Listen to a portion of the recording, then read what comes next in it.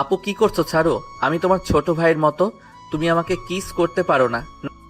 অবশ্যই পারি কিস করতে। তুই আমার আপন ভাই না ঈশান, তাই শুধু কিস কেন, আরো গভীর কিছু করতে পারি। নাউজুবিল্লাহ, কি সব বলছো তুমি আপু? মানুষ শুনলে কি বলবে? চরিত্র নিয়ে প্রশ্ন তুলবে। কে কি বললো তাতে আমার কিছু যায় আসে না। আমার তোকে লাগবে, এটাই বড় কথা। লাগবে মানে? আমি কি কোনো পণ্য নাকি যে কিনে নিবে? এত বেশি কথা বলিস না, কাছে আয়, একটু আদর করি।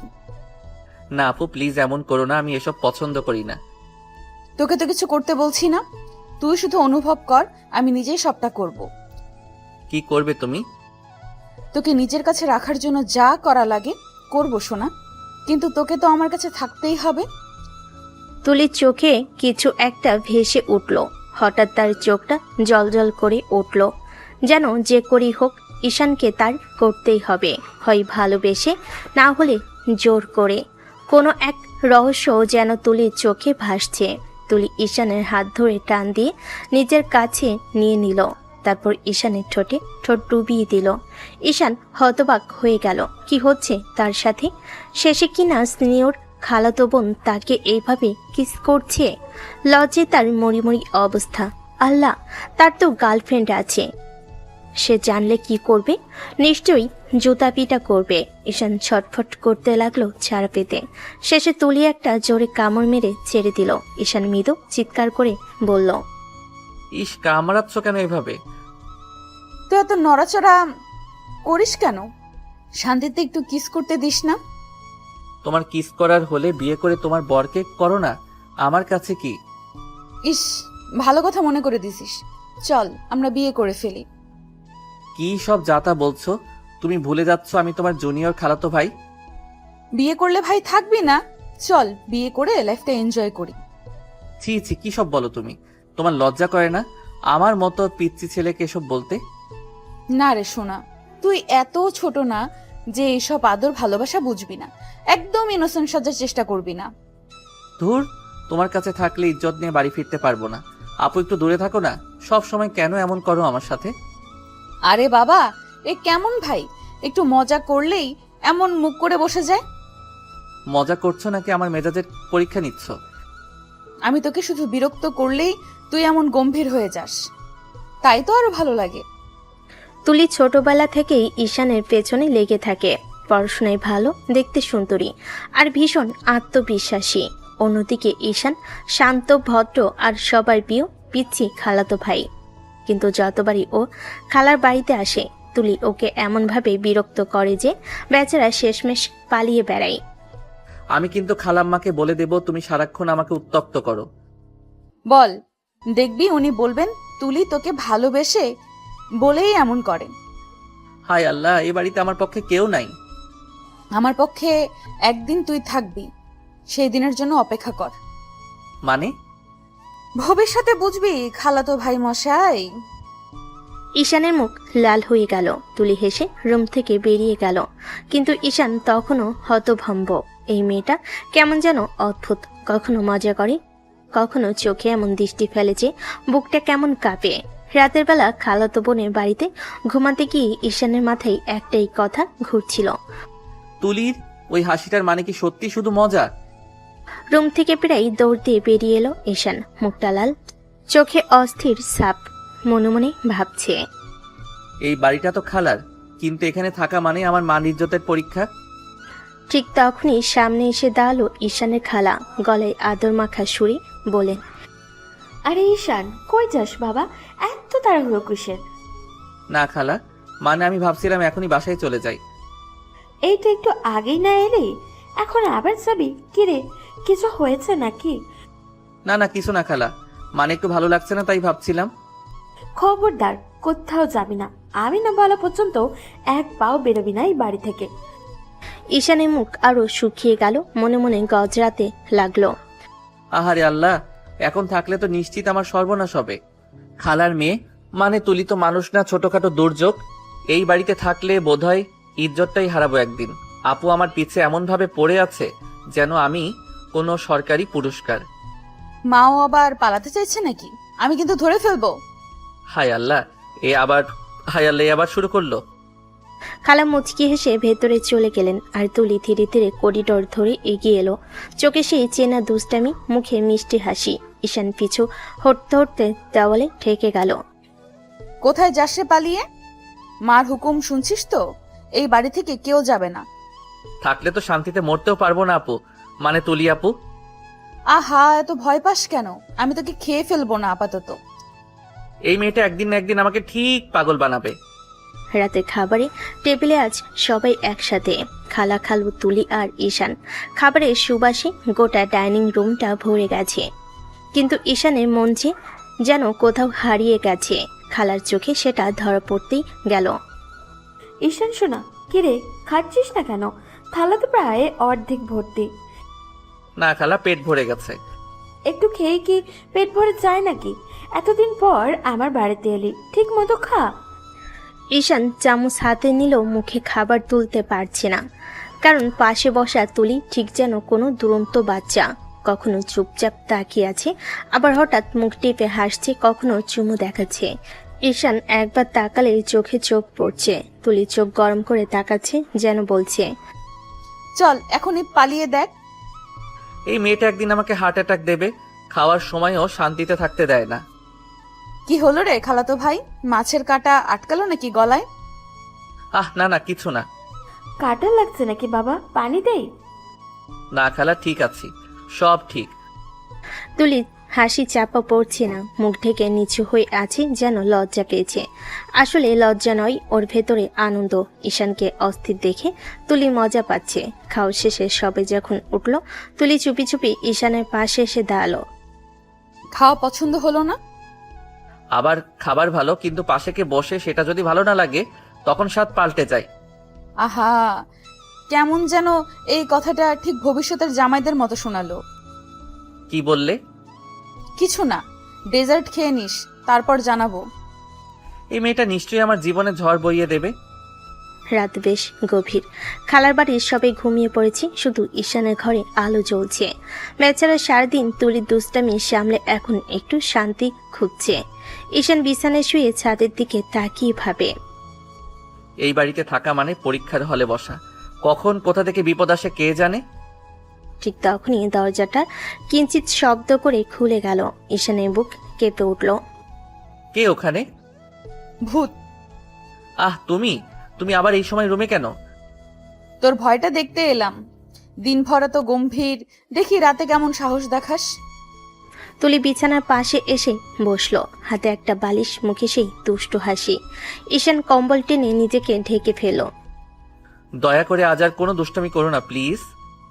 ওরে বাবা, আমি কি কোনো বাঘ নাকি? একটু গল্প করতে এসেছি। গল্প মানে? দিনভর যা করছো তাতে এখন ভয় লাগে তোমাকে দেখে। আহা, আমি তোকে ভয় পাইয়ে দেই? আমি ভাবতাম তুই আমাকে পছন্দ করিস। কে বললো এমন কথা? তাহলে আজ চুপচাপ থেকেছিস কেন? আমি পাশে বসেছি, একবারও কথা বললি না। কারণ পাশে থাকলে মনটা অদ্ভুত লাগে, বোঝাতে পারবো না। তুলি মুখে এক চিলতে মিষ্টি হাসি ফুটে উঠল। চুপ করে কিছুক্ষণ ওর দিকে তাকিয়ে থাকলো, তারপর হঠাৎ বালিশ ছুঁড়ে মারল ঈশানের দিকে। এই নে, ভয় পাস কেন সব সময়? এই মেয়েটা 1 মিনিট শান্ত থাকতে পারে না? না, পারি না। কারণ তুই থাকলে মনে হয় দুষ্টুমি না করলে রাতে ঘুমই আসবে না। ঈশান বিরক্ত মুখে ঘুরে শুয়ে পড়ল, কিন্তু মনে মনে হাসি চেপে রাখলো। তুলি হাসির শব্দ ধীরে ধীরে মিলিয়ে গেল রুমের বাইরে, আর ঈশানের চোখে ঘুম নামলো এক অজানা অনুভূতির সঙ্গে, যেটার নাম হয়তো ভালো লাগা। পরের সকালটা ছিল নিস্তব্ধ, কোমল রোদে ঘরটা মাখা। জানালার পর্দা দুলে দুলে আলো এসে পড়ছে ঈশানের মুখে। সে তখনও গভীর ঘুমে, ঠোঁটের কোণে হালকা হাসি, যেন কোনো মিষ্টি স্বপ্নে হারিয়ে আছে। তুলি পাশে বসে চুপচাপ তাকিয়েছিল ওর দিকে। সেই শান্ত মুখটা, নিঃশ্বাসের ওঠানামা, সব কিছুতেই যেন একটা টান ছিল। অনেকবার ডেকেছিল, কিন্তু ঈশানের কানে কিছুই চায়নি। অবশেষে হাল ছেড়ে দিয়ে তুলি নিচু হয়ে এলো। ঈশানের ঠোঁটে আলতো করে নিজের ঠোঁট ছুঁয়ে দিল, একদম নিঃশব্দে, ভালোবাসার ছোঁয়ায়। ঈশান হঠাৎ লাফিয়ে উঠে বসে পড়ল, চোখ বড় বড় করে। এই তুলি আপু, তুমি আবার কিস করছো? অনেকবার ডাকছিলাম, শুনিস নাই, তাই ভাবলাম চুমু দিলে হয়তো ঘুম ভাঙবে। চুমু কেন দাও? আমার বুক কাঁপে, তুমি জানো না? তুলি ধীরে ধীরে এগিয়ে এসে ওর বুকের উপর হাত রাখলো, তারপর চোখে চোখ রেখে মিষ্টি গলায় বলল, আমি চাই তোর বুক কাঁপুক, শুধু আমার নাম শুনে, শুধু আমার ছোঁয়ায়। ঈশান কিছু বলতে যাচ্ছিল, ততক্ষণে তুলি আবার হেসে ওর গালে একটা ছোট চুমু দিল। ঘরটা তখন শুধু নিঃশ্বাসের শব্দে ভরে গেল। একরাশ রোদ, এক চিলতে ভালোবাসা আর একজোড়া ধুকপুক করা হৃদয় একসাথে বাঁচতে লাগলো। ঈশান তখনও আদু ঘুমিয়ে বিছানায় গড়াগড়ি খাচ্ছে। তুলির মুখে চঞ্চল হাসি। সে আয়নার সামনে চুল ঠিক করতে করতে বলল, এই ফ্রেশ হয়ে রেডি হ, তোকে আজ আমার ভার্সিটিতে নিয়ে যাব। যাব না কোথাও, খুব ঘুম পাচ্ছে আমার। বেশি কথা না বলে উঠে রেডি হ, না হলে টেনে তুলবো এখন। তোমার ওই বান্ধবীরা আমাকে সবসময় বিরক্ত করে, খালি বলে কিউট বাচ্চা কিউট বাচ্চা, খুব লজ্জা লাগে আমার। ওরা ঠিকই বলে, তুই তো কিউট জামাই আমার। কি সব বলো এসব, আমি তো তোমার ভাই। সময় হলে দেখা যাবে কে ভাই কে জামাই। এখন উঠে চলো, দেরি করিস না। ঈশান গজগজ করতে করতে উঠে পড়ল। তুলি তখন মুচকি হেসে ওর দিকে তাকিয়ে বলল, এই কিউট মুখটা নিয়ে ভার্সিটিতে গেলে আমার বান্ধবীরা তোকে দেখে আবার মুগ্ধ হয়ে যাবে। আমি সামলাতে পারবো তো? তুমি একদম অসহ্য। অসহ্য হলে তোকে এত ভালো লাগে কেন বলতো ঈশান? সকালটা অদ্ভুত শান্ত। উঠানে হালকা রোদ ছড়িয়ে পড়েছে। রান্নাঘর থেকে তুলির মায়ের কণ্ঠ ভেসে আসছে, তুলি, ঈশানকে ডেকে আনমা, সকালের নাস্তা ঠান্ডা হয়ে যাচ্ছে। তুলি তখন আয়নার সামনে দাঁড়িয়ে লিপগ্লস পরছিল। মুখে একরাশ হাসি নিয়ে দরজার দিকে তাকিয়ে দেখল ঈশান তখনও চুল এলমেলো করে নিচের দিকে আসছে, চোখে ঘুমের ছাপ, মুখে বাচ্চার মতো ভাঁজ। তুলি হেসে বলল, এই একে বলে ঘুম কাতুরে ভাই। তুমি তো জানো রাতে তোমার ঝামেলা সামলাতে ঘুমটাই ঠিক মতো হয়নি। আমার ঝামেলা আমি কি করি বলো দেখি? রাতে রুমে এসে গল্প টিপ্পনি, তারপর বালিশ ছেঁড়া, এগুলো ঝামেলা বলে না? তাহলে আজ থেকে তোর সাথে কথা বলবো না, ব্যাস। না না, আমি তো মজা করলাম। তোমার কথা না শুনলে সকালটাই ফাঁকা লাগে। এই তোরাই দুজন আবার কি শুরু করলি? এসে টেবিলে বস। টেবিলের উপরে সাজানো গরম পরোটা, ডিমের কারি আর দুধ। তুলি সবার প্লেটে তুলে দিচ্ছে আর চোখ টিপে ঈশানের দিকে তাকিয়ে আছে। ঈশান লজ্জায় মাথা নিচু করে খাচ্ছে। খালা বলেন, ঈশান, খাচ্ছিস না কেন সোনা? পরোটা এখনো অর্ধেক পড়ে আছে। খালা পেট ভরে গেছে। এইটুকু খেলে হবে না বাবা, পুরুষ মানুষ না, পাখি নাকি? সবটা খা। হ্যাঁ মা, ও তো এখন ভার্সিটিতে যাবে আমার সঙ্গে, শক্তি লাগবে। খাই ঈশান, না খেলে রাস্তায় মূর্ছা যাস না যেন। তুমি কি আমাকে নিয়ে মজা করছো নাকি? না রে, আমি তোকে নিয়ে গর্ব করি, আমার কিউট পার্টনার।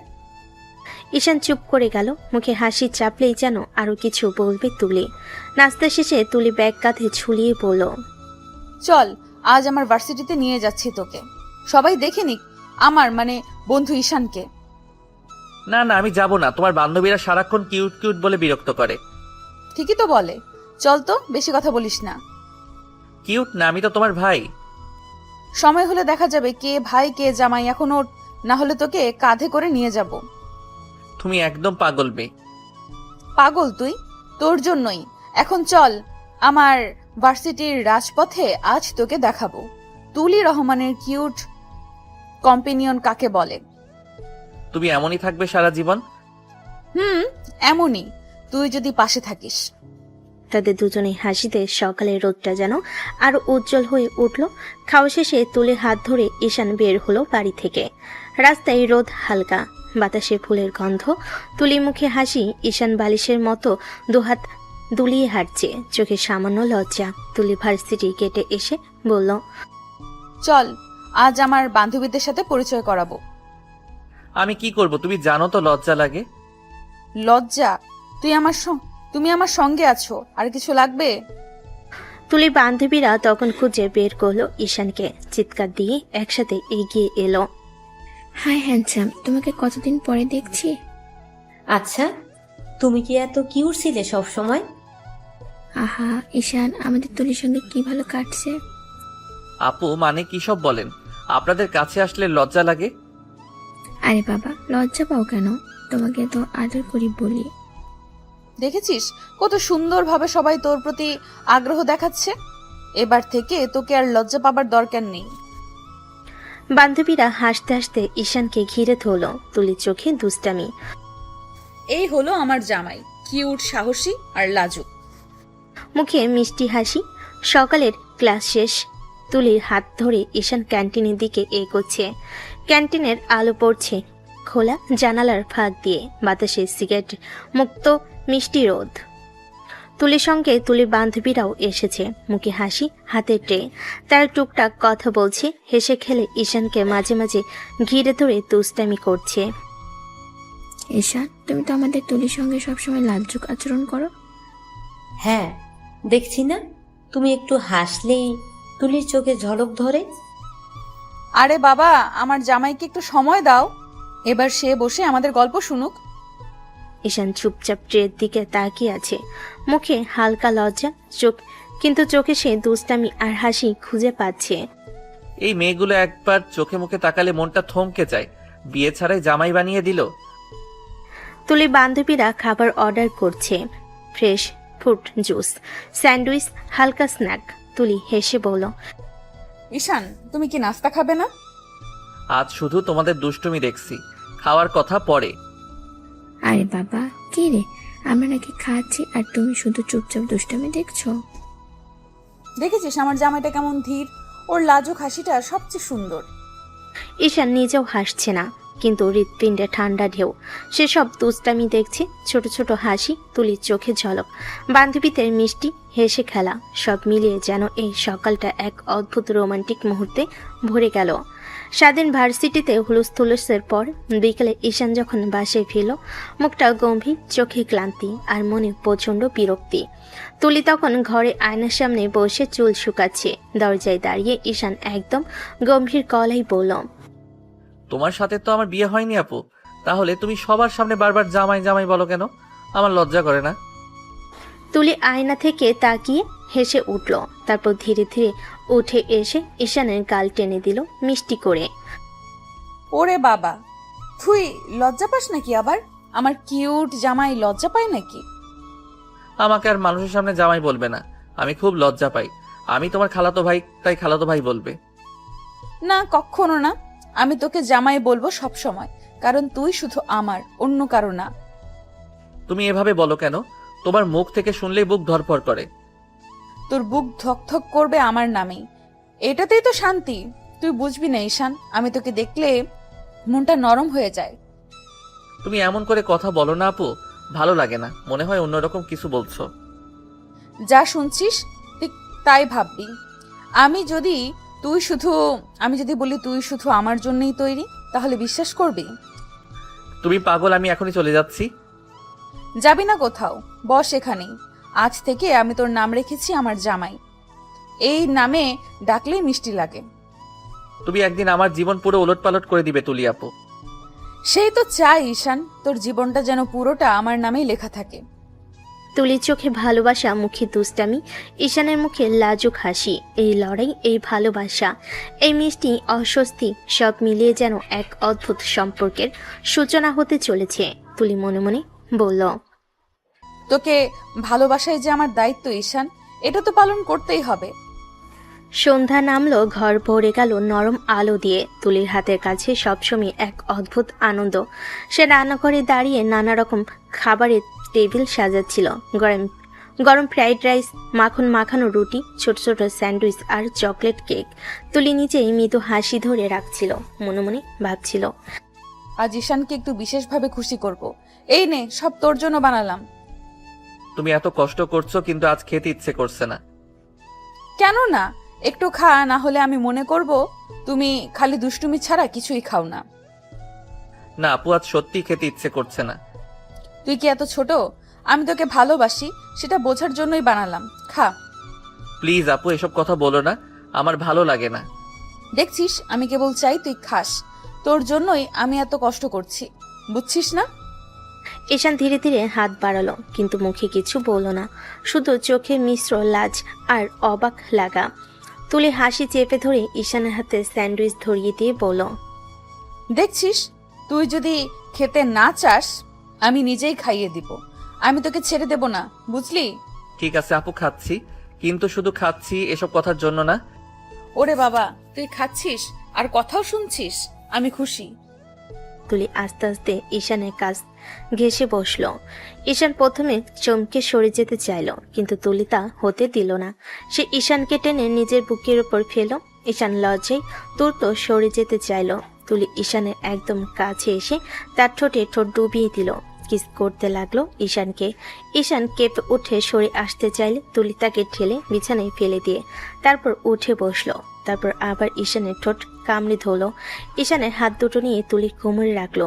ঈশানের হাত থরথর করে কাঁপছে। তুলি অনেকক্ষণ কিস করার পর বলল, এরকম কাপাকাপি না করে এনজয় কর, দেখবি ভালো লাগবে। আপু প্লিজ, আমার গার্লফ্রেন্ড আছে, ও জানলে অনেক রেগে যাবে। তুলি ঈশানের ঠোঁট কামড়ে রুটলি কিস করতে থাকে। এক প্রকার কামড় মারছে শুধু। তারপর জোরে কামড় দিয়ে ছেড়ে দিয়ে বলল, তোর ঠোঁট দিয়ে যদি গার্লফ্রেন্ড উচ্চারণ হয় তাহলে ঠোঁট কামড়ে খেয়ে ফেলবো, তাই কথা না বলে চুপ করে থাক। তুলি আবার কিস করতে লাগলো। ঈশান বেচারা চুপ করে থাকা ছাড়া কিছুই করতে পারলো না। যে আকারে ঠোঁট কামড়াচ্ছে না জানি কখন ঠোঁট ছিঁড়ে যায়। ঈশান বাধ্য হয়ে রেসপন্স করতে লাগলো। তুলি একা যদি করে তাহলে ঠোঁট আস্ত থাকবে না। তুলি ঈশানের সারাপে কামড় না দিয়ে সফটলি কিস করতে লাগলো। রাতে খাবারের সময় টেবিলে সবাই বসে, খাবারের গন্ধ ভরে আছে টেবিল, কিন্তু ঈশান চুপচাপ বসে আছে, চোখে হালকা ব্যথা, কারণ তুলি সন্ধ্যায় ঠোঁটের চুমুর খুনসুটি এখনো ঠোঁটের উপর কেটে গিয়ে রক্ত টিপে আসছে। তুলির মা চোখে চিন্তা নিয়ে বললেন, ঈশান, সবসময় না খেয়ে বসে থাকিস কেন? পেট খালি রাখতে গেলে শরীর খারাপ হয়ে যাবে।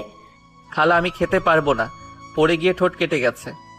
কি রে, কিভাবে পড়লে ঠোঁট কেটে গেল রে? বাথরুমে পা পিছলে পড়েছি। তুলির মিষ্টি ঠোঁটের সেই চুমু ও রাক্ষসী আমার ঠোঁট পুরো ফাটা ফাটা করে ফেলেছে। তবে এটাই যে ভালোবাসার ছোট খুনসুটি। ওরে বাবা, এখনো লাজুক হয়ে যাচ্ছি। আমি কিছু বলতে পারছি না। দেখছিস, আমি তোকে শুধু খুনসুটি করি না, ওটা ভালোবাসা, আর ভালোবাসা করলে একটু কষ্ট তো লাগে। আপু তুমি সত্যি এক রাক্ষসী। তবে এই রাক্ষসীটা আমাকে পুরো অবাক করেই। আমি জানি তুই আমার কাছে লাজুক, আর আমি সব সময় এই লাজুকটা চাই।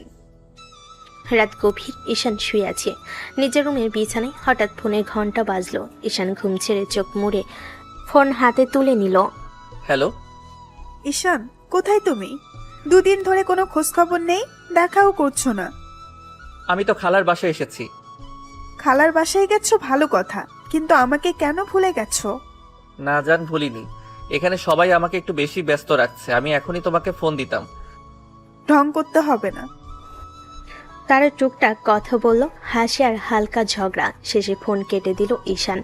ঈশান একটু ঘুমাতে বসতেই তুলি রুমে ঢুকলো। চোখে আগুন, মুখে লালচে রং।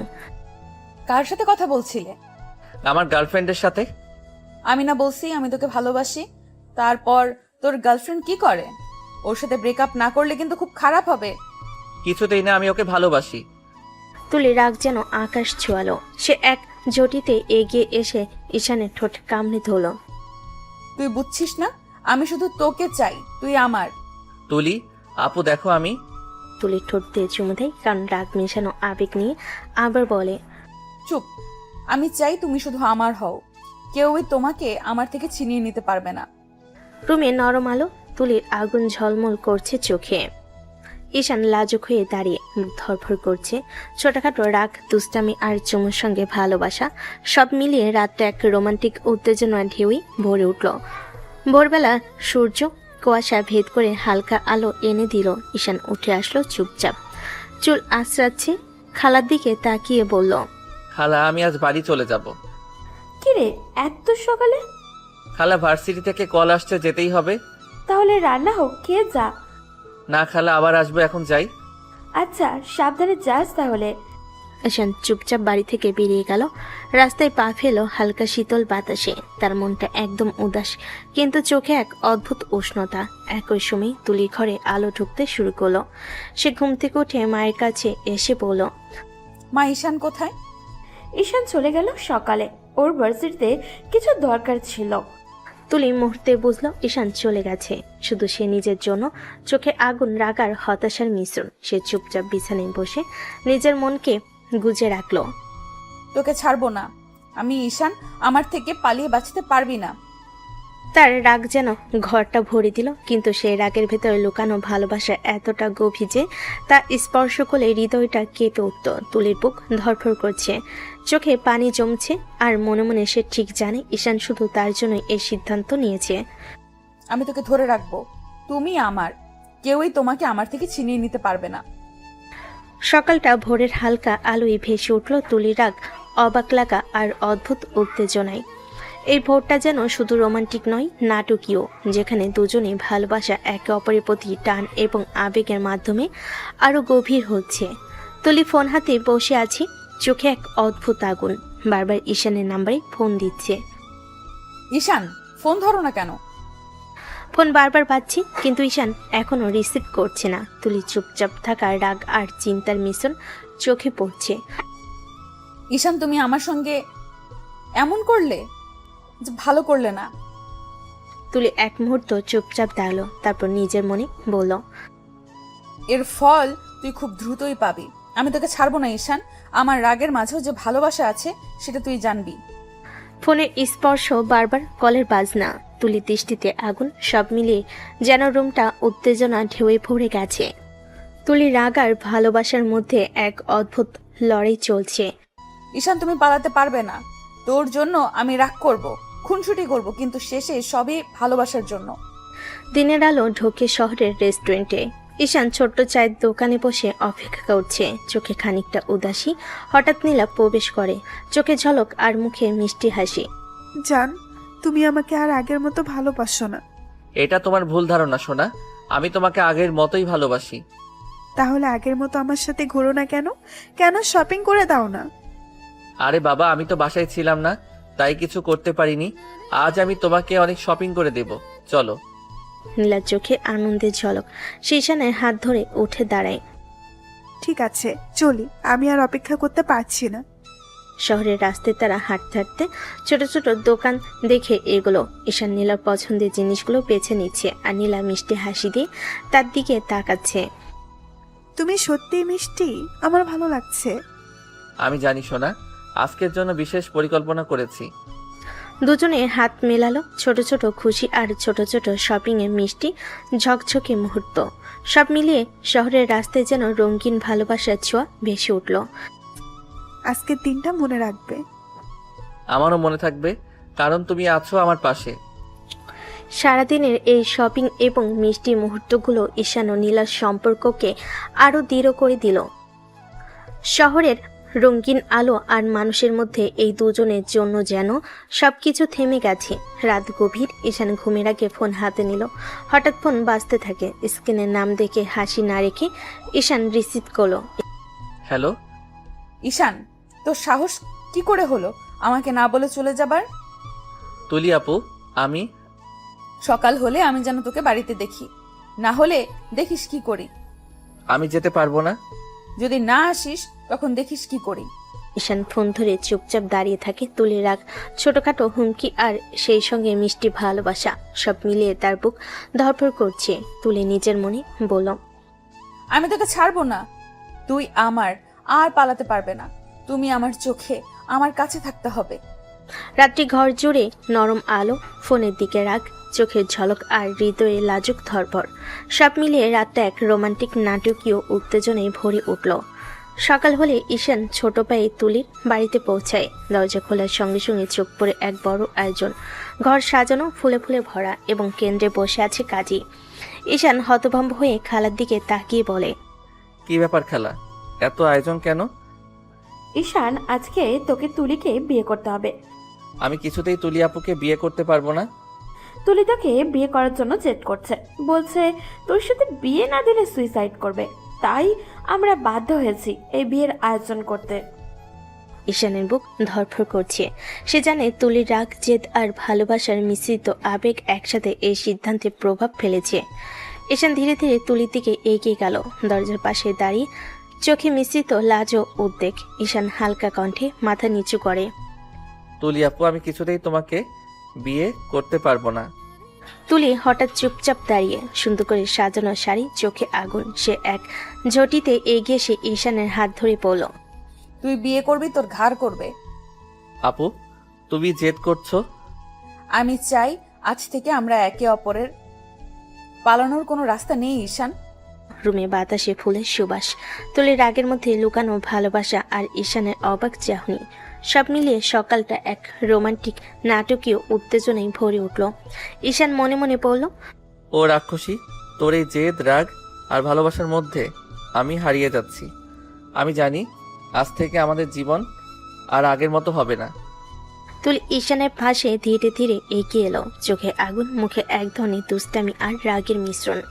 সে হালকা হাসি দিয়ে ঈশানের কানে কাছে কণ্ঠটা ঘেঁষে বলল, ঈশান, যদি তুই আজ আমাকে বিয়ে না করিস, আমি সবাইকে বলবো আমাদের মধ্যে সব হয়ে গেছে, যে স্বামী স্ত্রীর মধ্যে হয়। কিছু তো হয়নি আপু। আমি তবুও সবাইকে বলবো, তখন তুই কি করবি? ঈশানের বুক ধরফর করছে। তুলি রাগ, জেদ আর আবেগের মিশ্রিত কথায় সে একটু হতবাক। তাহলে এখনই কর, বিয়ে ছাড়া আর কোনো পথ নেই। ঈশান দীর্ঘশ্বাস নিয়ে চুপচাপ মাথা নিল, তারপর ধীরে ধীরে তুলির দিকে এগিয়ে গেল, চোখে লাজার মৃদু হাসি। ঠিক আছে, আমি রাজি। আমি তোমার সঙ্গে বিয়ে করবো আপু। তুলির চোখে হঠাৎ উজ্জ্বলতা, মুখে মিষ্টি হাসি। সে ধীরে ধীরে ঈশানের হাত ধরে বলল, দেখিস, আমি তোকে খুব ভালোবাসবো। আজ থেকে আমরা একে অপরের। ঘরে বাতাসে নরম আলো, তুলির দৃষ্টিতে জেদ, রাগ আর ভালোবাসার মিশ্রণ। ঈশানের চোখে লাজ, হৃদয়ে উত্তেজনা, সব মিলে মুহূর্তটা একদম রোমান্টিক এবং নাটকীয়। ঈশানের মনে মনে, ও রাক্ষসী, তোর এই জেদ আর আবেগ আমাকে বাধ্য করেছে। আমার জীবনটা নরক বানাবি। ঘর সাজানো, ফুলে ফুলে ভরা, অতিথিরা সব মিলে উপস্থিত। কাজের কেন্দ্রে বসে আছেন, হাতে কিতাব। ঈশান ও তুলি সামনাসামনি দাঁড়িয়ে, চোখে লাজ আর উত্তেজনা। আসসালামু আলাইকুম। আজ আমরা এই সুন্দর মুহূর্তে ঈশান ও তুলির বিবাহ সম্পূর্ণ করতে একত্রিত হয়েছি। ঈশান, তুমি কি স্বীকার করছো যে তুমি তুলিকে স্ত্রী হিসেবে গ্রহণ করবে এবং তার প্রতি সম্মান ও ভালোবাসা রাখবে? হ্যাঁ, আমি স্বীকার করছি, আমি তুলিকে স্ত্রী হিসেবে গ্রহণ করব। আমি সবসময় তার প্রতি সম্মান ও ভালোবাসা রাখবো। তুলি, তুমি কি স্বীকার করছো যে তুমি ঈশানকে স্বামী হিসেবে গ্রহণ করবে এবং তার প্রতি সম্মান ও ভালোবাসা রাখবে? হ্যাঁ, আমি স্বীকার করছি, ঈশান আমার স্বামী। আমি তার প্রতি সবসময় সম্মান ও ভালোবাসা রাখবো। এভাবে আপনাদের মধ্যে বিবাহ সম্পূর্ণ হলো। স্বামী স্ত্রী হিসেবে আপনারা একে অপরের প্রতি দায়িত্ব এবং ভালোবাসা রাখবেন। ঈশান ধীরে ধীরে তুলির হাত ধরে চোখে চোখ রাখলো। তুলির চোখে মিশ্রিত লাজ আর রাগ, ভালোবাসা। দেখিস ঈশান, এবার থেকে তোকে খুব ভালোবাসবো, পালাতে পারবি না। জানি তো, পালালে আমার অবস্থা টাইট করে দিবে তুমি। ঘরের ভেতর মৃদু আলো, ফুলের সুবাসে ঘরটা ভরে আছে, অথচ বাতাসে অদ্ভুত এক ভারী নীরবতা। তুলি বিছানায় বসে আছে, লাল শাড়ি পরে, ঠোঁটে হালকা হাসি, কিন্তু চোখে জেদ। অন্যদিকে দরজার পাশে দাঁড়িয়ে আছে ঈশান, চোখে আতঙ্ক আর রাগের ছাপ। তুমি আমাকে ব্ল্যাকমেইল করে বিয়ে করেছো তুলি আপু। এটা কোনো ভালোবাসা না, এটা জোর জবরদস্তি। আমি কিছুতে এই বিয়ে মানি না। তোর মানা না মানায় কিছু যায় আসে না ঈশান, আর তুই আমার স্বামী, এইটুকু সত্যি। তুমি পাগল হয়ে গেছো নাকি? আমি তোমাকে কোনোদিন ভালোবাসিনি, কখনো পারবো না। আমি নীলাকে ভালোবাসি। তুলির চোখ এক মুহূর্তের জন্য নিষ্পলক হয়ে গেল, ঠোঁট কেঁপে উঠল। তারপর হঠাৎ দাঁড়িয়ে ঈশানের সামনে গিয়ে থেমে গেল সে। আর একবার নীলার নাম নিলে কসম করে বলছি নিজের হাতেই দাঁত ফেলে দিব। তুমি কেন এমন করছো আপু? তোমার নিজের সম্মান বলে কিছু নেই? সবাইকে ঠকিয়ে এই বিয়ে করেছো, তুমি হেরে গেছো তুলি। ভালোবাসা জোর করে হয় না। আমি হারতে পারি, কিন্তু তোকে ছাড়তে পারবো না। তুই আমার, এটা তোকে সময়ের সঙ্গে বুঝতেই হবে। আমি কোনো দিনও বুঝবো না। আমি এই বিয়ে মানি না, তুমি আমার কিছুই না। তুলির বুকের ভেতরটা হঠাৎ ভারী হয়ে উঠল, চোখে এক ফোঁটা জল এসে ঠোঁটে গড়িয়ে পড়ল, কিন্তু সে তা মুছে ফেল। তারপর নিঃশব্দে বলল, একদিন তুই নিজেই বুঝবি ভালোবাসা মানে কি। ঈশান কোনো উত্তর না দিয়ে চুপচাপ বিছানার পাশে রাখা কুশানে বসে পড়ল, মুখে ক্লান্তি, চোখে রাগ আর মনে একরাশ অস্থিরতা। রাতটা নিঃশব্দে কেটে গেল, দুজন একই ঘরে, অথচ দুজনের মধ্যে এক অজানা দূরত্ব। ফুলের গন্ধ ঘর ভরিয়ে রাখলেও সেই রাতে তুলির বুক ভরেছিল জেদে, আর ঈশানের মন ভরেছিল অভিমানে। ঈশান ঘুমিয়ে পড়ে তুলি ব্যালকনিতে গিয়ে আকাশের দিকে তাকিয়ে বলল, দেখেছো, তোমার জন্য আমি আজ বিয়ে হওয়ার পরেও স্বামী ছাড়া রাত কাটাচ্ছি। এমনটা কেন হলো বলো তো? এত বড় দায়িত্ব কেন দিলে আমাকে? আমি কি পারবো এটা পালন করতে, নাকি কথার আঘাতে ভেঙে পড়বো? তুলি এসে ঈশানের ঠোঁটে চুমু খেয়ে তাকে জড়িয়ে ধরে ঘুমিয়ে পড়ল, যেন অনেক বড় দায়িত্ব হাতে নিয়েছে, তা পালন করতে হবে তার। রোদ জানালার পর্দা ভেদ করে ঘরে ঢুকছে, ফুলের গন্ধে এখনো ভরে আছে রাতের বাসরটা। তুলি ধীরে চোখ খুলল, তার গা ঘেঁষে কেউ ঘুমাচ্ছে। ঈশান, ওর হাত তুলি কোমর শক্ত করে জড়িয়ে আছে। ঈশান নিশ্চিন্তে ঘুমাচ্ছে, মুখে অদ্ভুত শান্তি। তুলির ঠোঁটে হালকা হাসি ফুটল। অনেক কষ্ট, অনেক জেদ, সব ভুলে মুহূর্তটা যেন থেমে গেছে তার জন্য। তুলি আস্তে ঝুঁকে ঈশানের মুখের দিকে তাকালো। তার নিঃশ্বাসে উষ্ণতা, চোখে পাপড়ির নিচে নির্ভেজাল ছেলে মানুষই। অজান্তেই তুলির বুক ভরে উঠল ভালোবাসায়। একটা দীর্ঘ নিঃশ্বাস নিয়ে সে আলতো করে ঈশানের ঠোঁটে ছুঁয়ে দিল নিজের ঠোঁট। নরম, খুব হালকা ছোঁয়া। ঈশান হঠাৎ নড়চড় উঠল, চোখ মেলে দেখল তুলি ওর মুখের কাছে। তুমি তুমি আমাকে কিস করলে কেন? তুমি নিজেই তো আমাকে জড়িয়ে ঘুমাচ্ছিলে। আমি ভাবলাম তুই শুরু করেছিস, আমি চেষ্টা করি। তুমি কিভাবে এমন স্বাভাবিক ভাবে এসব বলো? কারণ আমি তোর বউ। স্বামীকে আদর করা অপরাধ না, বাচ্চা ছেলেটা। তুমি আবার শুরু করো না আপু। এই আপু আপু টাকা বন্ধ করবে ঈশান, ওই দিনই তোর ভয় কেটে যাবে। ঈশান মুখ ফিরিয়ে নিল, কিন্তু মনে মনে অদ্ভুত এক অনুভূতি। রাগও আছে, আবার একটুখানি অপরাধ বোধ। আর তুলি সেই মিষ্টি হাসিটা মুখে রেখে জানালার দিকে তাকিয়ে ভাবল, যে জেদ আমি শুরু করেছি সেটা শেষ না হওয়া পর্যন্ত ছাড়বো না। একদিন এভাবেই কেটে গেল রাত। আর ঈশানের জীবনের সবচেয়ে অস্থির। কেউ খুঁজে পেল শান্তি, কেউ হারিয়ে ফেললো সবটা। ভোরের আলো পড়তে ঈশানের ঘুম ভাঙল। পাশ ফিরে দেখে তুলি এখনো শান্তমুখী ঘুমাচ্ছে। ঈশানের কপালে ঘাম জমে গেল। এ কেমন পরিস্থিতি? আমি কি করে এখানে?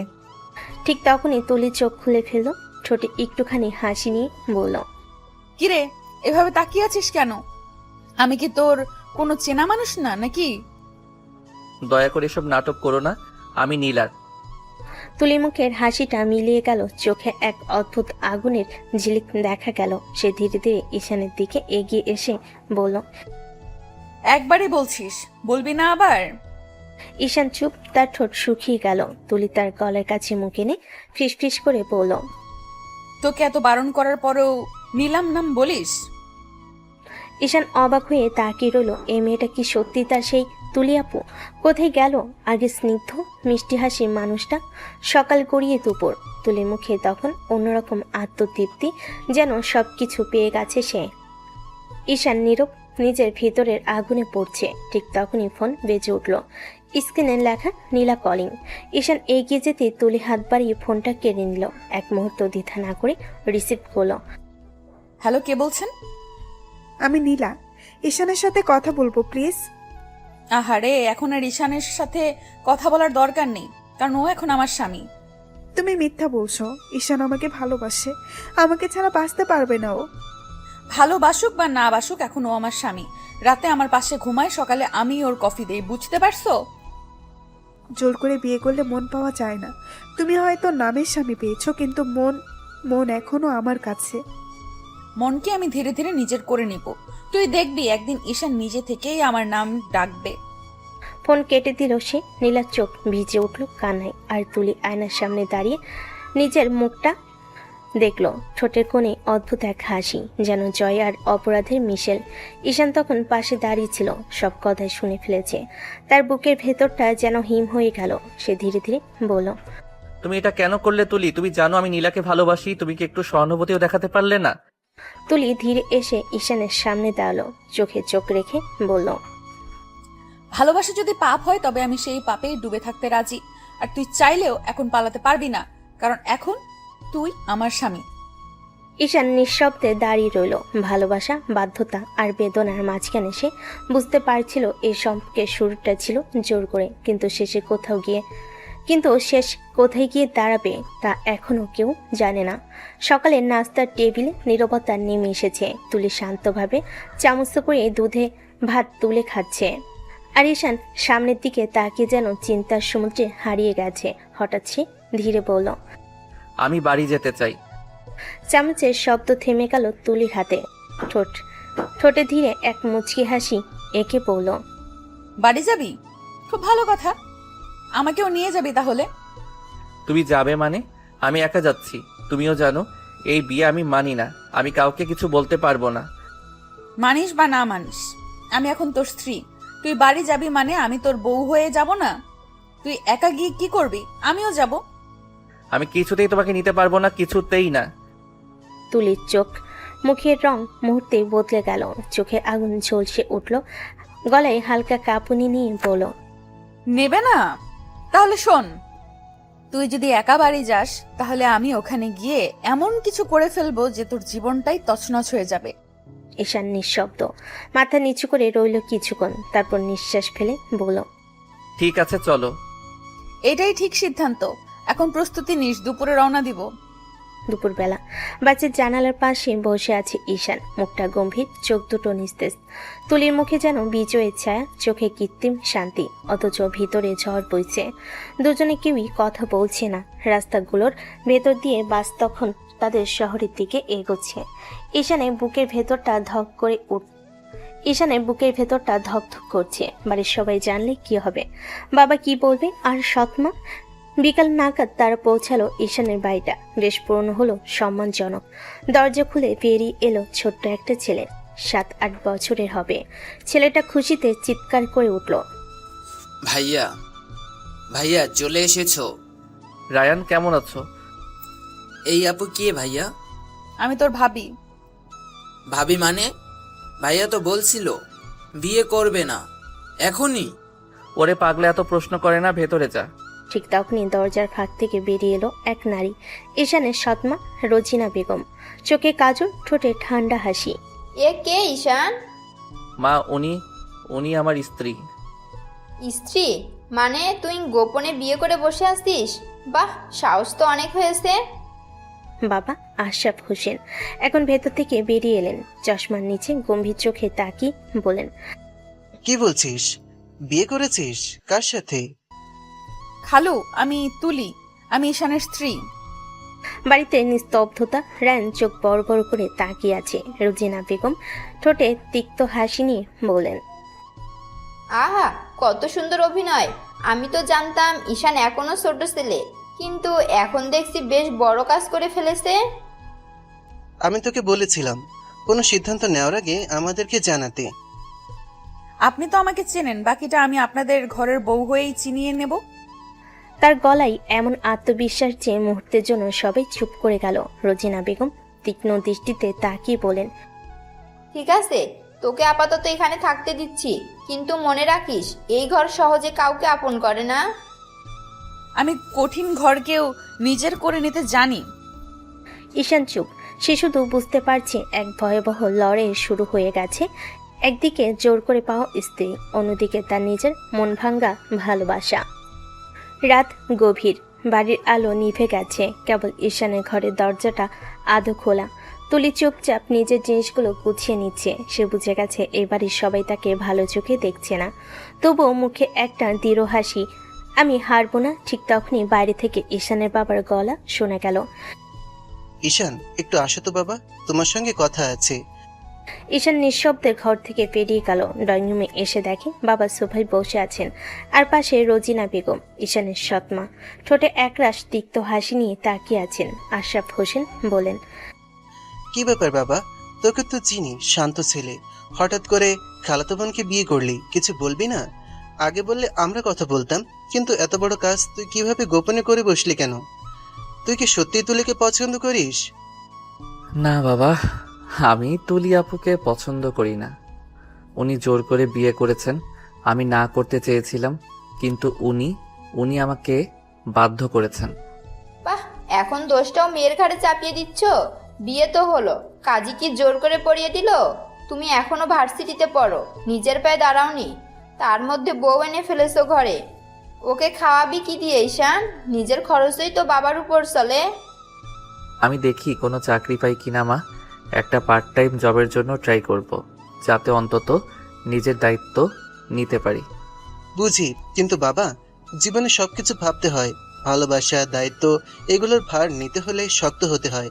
আর তুই তো এখনো কচি ছেলে, বিয়ে করেছে ঠিকই, কিন্তু সংসার চালানো যে খেলা না সেটা বোঝে না।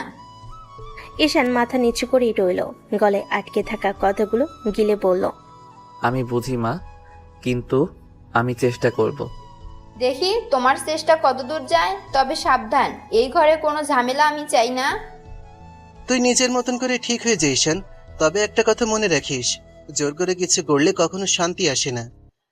বাবা চলে গেলেন, রোজিনাও পিছু নিলেন। ঈশান তখন নিঃশব্দে জানালার পাশে দাঁড়িয়ে বাইরে তাকিয়ে রইল। এই বিয়ে, এই সম্পর্ক, সবকিছু যেন একটা ফাঁদ হয়ে গেছে। ঠিক তখনই দরজার ফাঁক দিয়ে তুলি উকি দিল, চোখে ক্লান্তি, মুখে কৃত্রিম হাসি। কথা শেষ? সবাই কি খুব রেগে আছে? ঈশান কোনো উত্তর দিল না। তুলি ধীরে এসে পাশে দাঁড়িয়ে বলল, ভয় পেও না, আমি সামলাবো। তোমার জন্যই আজ আমি সবার চোখে অপরাধী তুলি। অপরাধী ভাবলে ভাবো, আমি তো তোমার বউ। এখন থেকে তোমার পাশে আমিই থাকবো, সবাই চাইলে ঘৃণা করুক। ঈশান কিছু না বলে ঘরে ফিরে গেল। তুলি এক মুহূর্ত তাকিয়ে রইল তার পেছনে। তার চোখে জেদ আর একটা অদ্ভুত মায়া। এই সম্পর্কটা সে ছাড়বে না, যেভাবেই হোক নিজের করে রাখবে ঈশানকে। তুলি দরজা বন্ধ করে রুমে ঢুকলো, চোখে হালকা অভিমান, ঠোঁটে মিষ্টি হাসি। জান, সারাদিন তুমি একবারও আমার দিকে তাকাওনি। আমি কি এতই দূরের কেউ হয়ে গেলাম? আরে এসব বলছেন কেন? আমি তো মানি না বিয়ে। তুলি এগিয়ে এসে ঈশানের কাঁধে হাত রাখলো, চোখে একরাশ ভালোবাসা নিয়ে বলল, তুমি জানো ঈশান, আমি শুধু তোমার পাশে একটু সময় চাই, তোমার একটা ভালোবাসার ছোঁয়া চাই। আমরা তো স্বামী স্ত্রী, তাই না? সেটা সম্ভব না তুলি আপু। কেন সম্ভব না? আমি কি সুন্দর না? দেখো আমাকে, আমার দিকে তাকাও সোনা, একটু আদর করো আমাকে। ঈশান তাকিয়ে দেখলো তুলি একটা জর্জেট শাড়ি পরেছে, তাতে শরীরের ভাঁজ স্পষ্ট বোঝা যাচ্ছে। ঈশান ঢোক গিলল কয়েকটা, তার গলা শুকিয়ে আসছে এই অবস্থায় দেখে। তুলি আরেকটু এগিয়ে এসে ঈশানের গলা জড়িয়ে ধরলো, তারপর মুখের কাছে মুখ নিয়ে বলল, একটু ভালোভাবে তাকিয়ে দেখো আমার দিকে, তোমার ভালোবাসা পাওয়ার জন্য আমার হৃদয় আকুল হয়ে আছে। একটু আদর করে দেখো, সারাক্ষণ আমাকে আদর করতে ইচ্ছে করবে। প্লিজ সরে যান, একটু দূরে থাকুন। আজ আর কোনো দূরত্ব নেই সোনা, আজ আমরা দুজন মিলে এক হয়ে যাব। তুলি আস্তে আস্তে ঈশানের ঠোঁট আঁকড়ে ধরলো, খুব সফটলি কিস করতে লাগলো। তুলির ঠোঁটের স্পর্শ ঈশানের সারা শরীর শিরশির করে উঠলো। সে নিজেকে সামলাতে পারছে না, তার শরীর কাঁপতে লাগলো। তুলি আরো একটু কাছে আসলো, ঈশানের শার্টের বোতামগুলো খুলতে লাগলো, তারপরে শার্ট খুলে ছুঁড়ে মারলো দূরে। ঈশান চোখ বন্ধ করে আছে। তুলি ঈশানের বুকে চুমু দিতে লাগলো। ঈশান পাগল হয়ে গেল। সে এক ছটকায় তুলিকে কোলে করে বিছানায় ফেলে দিল, তারপর নিজে উঠে পড়ল তুলির ওপর। তুলির ঠোঁট কামড়ে কামড়ে কিস করতে লাগলো। তুলি মুখ দিয়ে উত্তেজিত আওয়াজ করলো। ঈশান আরও পাগল হয়ে গেল। তুলি নাইট ড্রেস খুলে ফেললো, তারপর তুলির বুকে চুমু দিতে লাগলো। তুলি পাগল হয়ে গেল। ঈশান তুলির সারা শরীরে স্পর্শ করছে আর কিস করছে। তুলি মৃদু চিৎকার করছে। ঈশান আর থাকতে পারল না। তুলি শরীরের সাথে নিজের শরীর পুরোপুরি মিশিয়ে দিল। ভালোবাসায় ডুবে গেল দুজনে। সকালের আলো হালকা পর্দা পেরিয়ে ঘরে ঢুকেছে। ঈশান আদো ঘুমে চোখ খুলে দেখলো তুলি জানালার পাশে দাঁড়িয়ে চুল মুছছে। সূর্যের আলোয় মুখটা আরো উজ্জ্বল লাগছে। ঈশান গম্ভীর কণ্ঠে বলল, আপনি আমার এত কাছে কেন আসলেন? আমি এখন নীলাকে কি জবাব দেব? তুলি ধীরে ঘুরে তাকালো, চোখে মায়া, ঠোঁটে হালকা হাসি। চলে এসে ঈশানের পাশে বসে মৃদু স্বরে বলল, তুমি এখনো নীলার কথা ভাবছো? তুমি কি মনে করো ভালোবাসা শুধু মুখে বললেই হয়? তুমি আমার স্বামী ঈশান, আমি তোমার বউ। তুমি আমার কাছ থেকে দূরে যেতে পারবে না, কারণ আমি তোমার জীবনের অংশ হয়ে গেছি। ঈশান চোখ নামিয়ে চুপ করে রইল। তুলি তার চেহারার দিকে তাকিয়ে মৃদু হেসে বলল, দেখো রাতটা কত সুন্দর ছিল। তুমি হয়তো ভুলে গেছো, কিন্তু আমি ভুলিনি। তোমার মুখের এক একটা অভিব্যক্তি, তোমার চোখের এক একটা ভাঁজ, সব মনে আছে আমার। ঈশান কিছু বলতে গিয়ে থেমে গেল, গলা ভারী হয়ে এলো। তুলি তার হাত ধরে বলল, ঈশান, ভালোবাসা একবার আসলে আর কোথাও জায়গা দেয় না। আমি জানি তুমি এখনো দ্বিধায় আছো, কিন্তু আমি তোমাকে বুঝে নেব সময় নিয়ে। তুমি চাইলে রাগ করো, চুপ থাকো, দূরে যাও, আমি তবুও তোমার পাশে থাকবো। তুলির চোখে অদ্ভুত এক দৃঢ়তা। সে উঠে গিয়ে জানালার পর্দা সরিয়ে দিল। রোদ এসে ঈশানের মুখে পড়ল। তুলি মৃদু হেসে বলল, এই আলোটা যেমন আমার ঈশানের মুখে লাগে, ঠিক তেমনি আমিও চাই আমার ছোঁয়া তোমার জীবনের আলো হয়ে থাকুক। আর নীলার নাম মুখে আনলে রাগ করব কিন্তু। ঈশান চুপচাপ তাকিয়ে রইল তুলির দিকে। তার ঠোঁট নড়ে উঠল না, কিন্তু চোখের ভেতর বোঝা যাচ্ছিল এই মেয়েটাকে সে আর দূরে সরাতে পারছে না। সকালে রোদ ঝলমল করছে, ঘড়িতে তখন প্রায় 9:30। তুলি হালকা খোলা চুলে, ঘুম যাওয়ানো চোখে নিচে নামলো। সিঁড়ি দিয়ে নামার সময় মুখে হাই তুলছে। রান্নাঘরের পাশে দাঁড়িয়ে ছিল ঈশানের সৎমা, হাতে চায়ের কাপ। তুলি নিচে নামতেই কড়া গলেই বলল, এই যে বৌমা, এখন সময় দেখতেছো? এত বেলা করে ঘুম থেকে উঠলে চলবে? বাড়ির বউ হয়ে নাস্তা বানাবে না? তুলি একটু চমকে গেল, চোখে দুষ্ট হাসি ফুটে উঠল। তুলিও ওনার মতো করে বলল, আচ্ছা মা, আপনি তো বানাতে পারেন, তাহলে আমাকে কেন বলছে? কি বললে? আমার কানে ভুল যায়নি তো? আমাকে কাজ করতে বলছো তুমি? তুমি হয়তো ভুলে গেছো আমি এই বাড়ির বউ, এই বাড়ির শাশুড়ি। তাই নাকি? কিন্তু মা, আপনি কেন তাহলে আমাকে কাজ করতে বলছেন? আমি তো এবারের ছোট বউ, বউরা আদর পায়, খাটুনি না। ঈশান তখন পাশে ঘর থেকে বেরিয়ে এসে দৃশ্যটা দেখে হালকা মাথা চুলকালো, বলল, আরে আবার শুরু হলো সকাল সকাল। তুমি একটু চুপ থাকো তো। না, আমি চুপ থাকবো না। মা আমাকে কথা বলেছে, আমি উত্তর দিয়েছি, অন্যায় তো করিনি।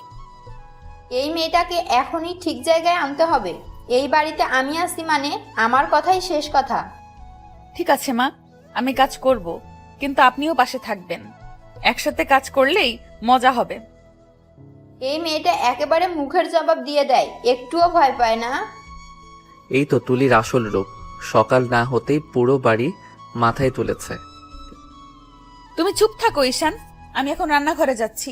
তবে বলে দিচ্ছি, আজকের নাস্তায় আমি শুধু তোমার পছন্দের কিছু বানাবো, অন্য কারো না। ও মা, আমি আবার ফেঁসে গেলাম নাকি? না, বাঁচনি। আজকে যদি নাস্তায় মুখ বাঁকাও, তাহলে কাল থেকে তোমাকেই রান্না করতে হবে। এই বাড়িতে শান্তি বলে কিছু থাকবে না বোধহয়। সকালে সূর্যের আলো ঘরে পর্দা ভেদ করে তুলির মুখে পড়ছে। তুলি চুল উঁচু করে খোপা বানিয়ে রান্নাঘরে ঢুকে গেল, হাতে গোলাপি অ্যাপ্রন, মুখে দৃঢ়ভাব। রান্নাঘর জুড়ে গন্ধ ছড়াচ্ছে ডিম, টোস্ট আর গরম চায়ের। কিন্তু লক্ষ্য করলে দেখা যাবে চুলার উপর যত খাবারই আছে সব দুজনের জন্য, তুলি আর ঈশানের। কিছুক্ষণ পর ঈশানের সৎমা রান্নাঘরে ঢুকলেন, মুখে অস্বস্তির ছাপ, বলেন, এই তুলি, বাকিদের জন্য নাস্তা বানাওনি কেন? না মা, বানাইনি। আমি তো চাকরানি না যে সবার জন্য রান্না করব। আমি যা বানিয়েছি সেটা আমার স্বামী আর আমার জন্য। ঈশান তখন পাশে দাঁড়িয়ে পুরো পরিস্থিতি বুঝে গিয়েছে, চুপ করে বলল, তুমি কেমন করে কথা বলছো তুলি? উনি তো আমার মা হন। তুলি ঠোঁট বাঁকিয়ে তাকালো ঈশানের দিকে, চোখে যেন জমে আছে বছর পর বছর জমে থাকা তিক্ততা। হ্যাঁ জানি, উনি তোমার মা, কিন্তু ভুলে যেও না যে মায়ের জন্য তুমি কাঁদতে। যে মা তোমাকে নিজের বুকের দুধ খাইয়ে বড় করেছে, সেই মাকে এই সংসার থেকে বের করে দিয়েছেন ওনারাই। ঘরটা মুহূর্তে নিস্তব্ধ হয়ে গেল, চুলার আগুনও যেন থেমে গেল শব্দহীন। তুলি ধীরে বলল, তোমার আসল মা কত কষ্ট পেয়ে কেঁদেছে, আর এই মহিলা তোমার বাবার ঘরে ঢুকে সংসারের মালকিন সেজেছে। এনার জন্যই তোমার বাবা তোমার মাকে ডিভোর্স দিয়েছিলেন, ভুলে গেছো? ঈশানের মুখ শক্ত হয়ে গেল, গলা শুকিয়ে গেল, কিছু বলতে পারলো না। তুলির সামনে এগিয়ে এসে টেবিলে নাস্তা সাজিয়ে রাখলো, বলল, এসো খেয়ে নাও। আমার রান্না আমি আমার স্বামীর জন্য করেছি, অন্য কারোর জন্য না। ঈশান শুধু নীরবে চেয়ারে বসলো, চামচ হাতে নিল, খাওয়া শুরু করতে পারলো না। সৎমা দরজার পাশে দাঁড়িয়ে রাগে ঠোঁট কামড়াচ্ছেন, আর তুলি নিজের মনে বলল, আজ থেকে এই সংসারে আমি নিজের জায়গাটা বুঝিয়ে দেব। কে বউ কে ছায়া সবাই বুঝে যাবে ধীরে ধীরে। সন্ধ্যার সময় সূর্যের শেষ আলোটা পদ্মার ফাঁক গলে ঈশানের মুখে পড়ছে। সে চুপচাপ বিছানার পাশে বসে আছে, মনে ভীষণ অস্থিরতা। তুলি কথা আজও কানে বাজছে, এই মহিলা তোমার মাকে সংসার থেকে বের করে দিয়েছে। মাথা চাকি ঠোঁট কামড়ে রাগে ফুসতে ফুসতে রুমে ঢুকলো ঈশান। তুলি তখন আয়নার সামনে চুল আঁচড়াচ্ছে, চুলের ফাঁকে সোনালি আলো পড়ে মুখটা যেন আরো গম্ভীর লাগছে। ঈশান রাগে গম্ভীর কণ্ঠে বলল, তুমি এসব কেন বললে তুলি? আমার মা সংসার ছেড়ে নিজেই চলে গিয়েছিলেন। আমি জানি আমার বাবাকে কেউ বাধ্য করেনি। তুমি আমার মাকে নিয়ে এমন অপমানজনক কথা বললে কেন? তুলি ধীরে ধীরে ঘুরে তাকালো, চোখে অদ্ভুত শান্তি, কণ্ঠটা দৃঢ়, রাগ মিশিয়ে বলল, না ঈশান, তুমি ভুল জানো। তুমি যেটা শুনেছো সেটা সত্যি না। তোমার মা চলে যাননি, চলে যেতে বাধ্য করা হয়েছিল তাকে। তুমি এসব বলছো কেন? তুমি জানোই বা কি করে? আমি জানি, কারণ খালা আমাকে সব বলেছে। তোমার মা যখন প্রতিদিন কান্না করতেন তখনও কেউ তার পাশে দাঁড়ায়নি। তোমার বাবা তখন এই মহিলার কথায় অন্ধ হয়ে গিয়েছিলেন। তোমার মাকে মিথ্যা অপবাদ দেওয়া হয়েছিল, বলেছিল তিনি অন্য কারোর সাথে সম্পর্ক রেখেছেন, আর সেই মিথ্যা বিশ্বাস করেই তোমার বাবা ডিভোর্স দেন। ঈশানের চোখে বিস্ময়ে বড় হয়ে গেল। না বিশ্বাস করার চেষ্টা করলেও তুলির চোখে সত্যের ঝলক এড়াতে পারল না। ঈশান নিচু গলায় বলল, না, এটা হতে পারে না। মা এমন কিছু বলেননি কখনো। বলবেন না কেন? কারণ তিনি তোমাকে বুঝতে দিতে চাননি।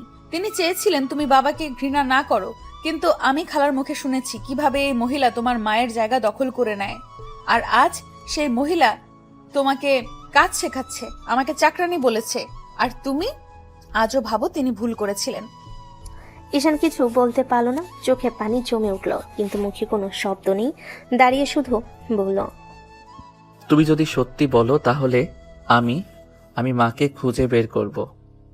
হ্যাঁ ঈশান, খুঁজে বের করো তোমার আসল মাকে, তোমার নিজের রক্ত, তোমার প্রকৃত আশ্রয়। রুমের বাতাস ভারী হয়ে গেল। দুজনে চুপচাপ একে অন্যের চোখের দিকে তাকিয়ে রইল। ঈশানের মনে যেন এক ভয়াবহ ঝড় শুরু হলো। রাত গভীর, জানালা ফাঁক দিয়ে চাঁদের আলো পড়ে তুলির মুখে, চোখ দুটো ক্লান্ত তবু শান্ত। ঈশান বিছানার ধারে বসে আছে, ভেতরে ভেতরে হাজার প্রশ্ন ঘুরছে তার মনে। তুলি চোখের দিকে তাকিয়ে বলল, তুমি আমাকে বিয়ে করলে কেন তুলি? এটা কি ভালোবাসা নাকি কোনো জেদ? সবাইকে কষ্ট দিয়ে এই বিয়ে কেন?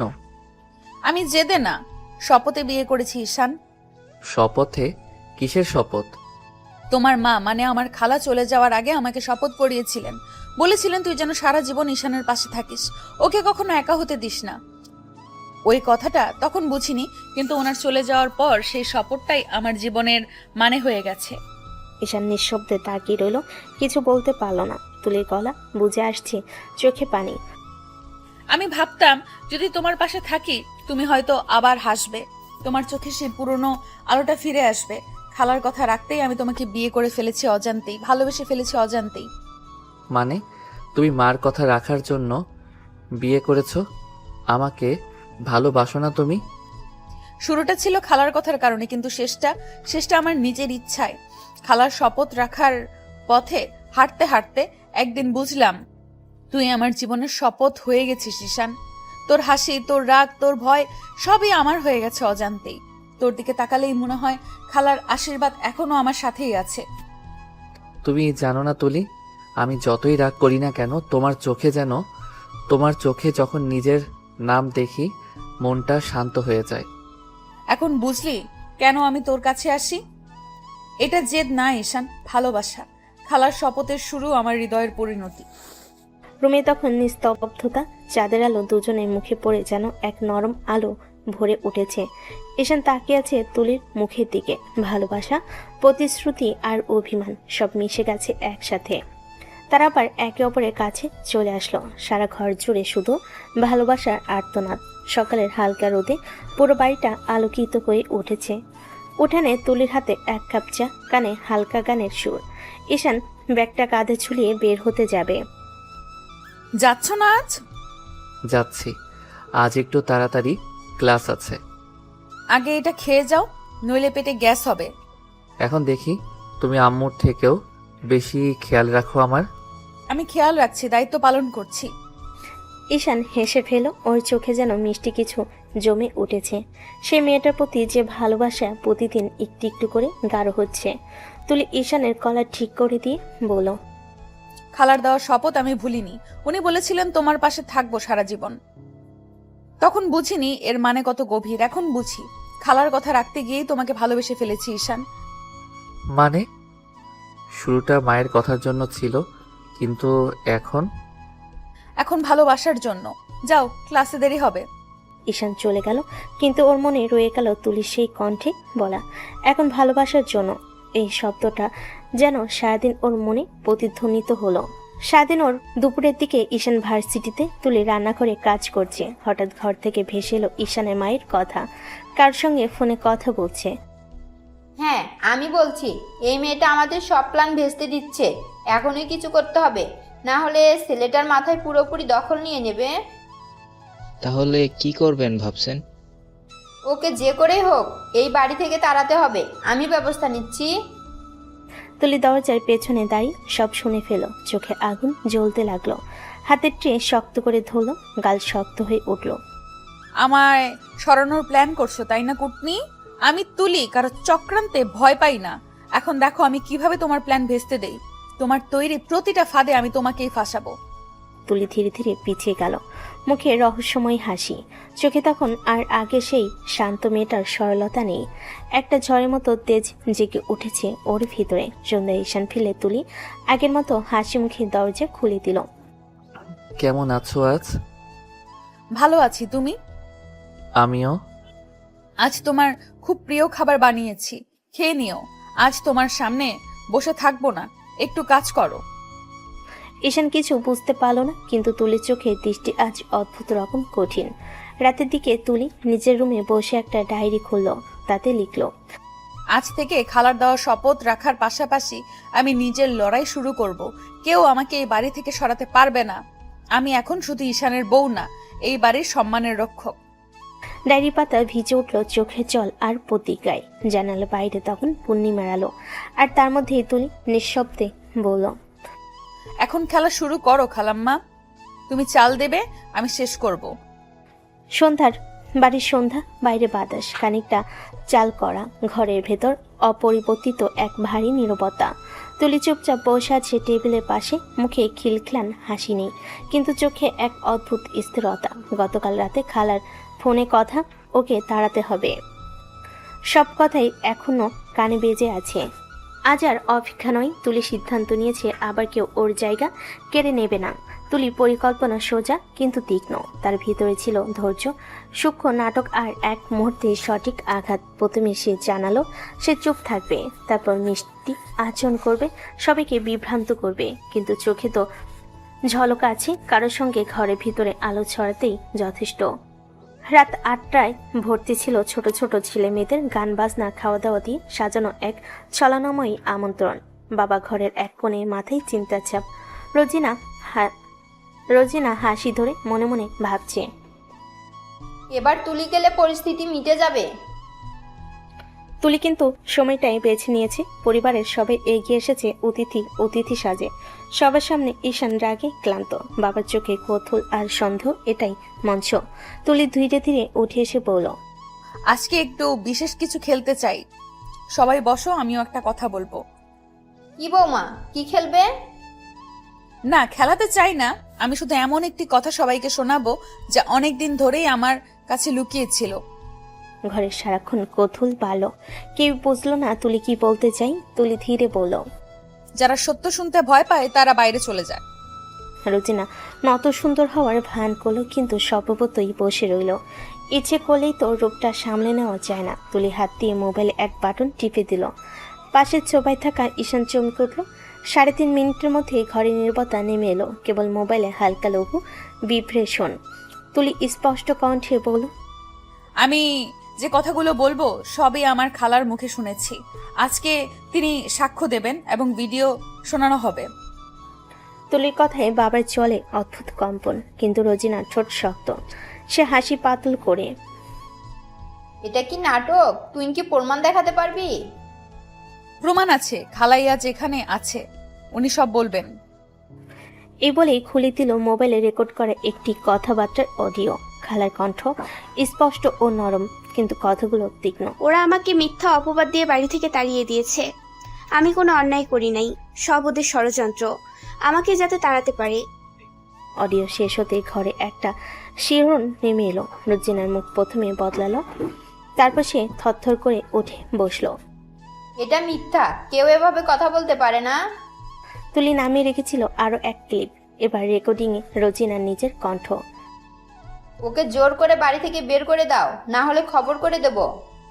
কথাগুলো ছিল পরিষ্কার, খোলা আর রেকর্ডিংয়ের কোনো কাটছাট নেই। প্রতিটা শব্দ ঘরে বাতাসকে দুম করে মুড়িয়ে দিল। বাবার চেহারা অচল হয়ে গেল। তিনি দাঁত নাড়িয়ে বলেন, এটা কি? কিভাবে? কে রেকর্ড করলো? তুলি এই কি? মা বাবা যখন আমাকে বলেছেন সেটা আমি বিশ্বাস করিনি, কিন্তু খালা নিজেই আমাকে সবটা বলেছিলেন, আর আমি সেই কথা আজকে রেকর্ড করে রেখেছি। এই মেয়েটা কৌশলী, কেউ তো এমন হাস্যসুলভ প্রমাণ দেবে না।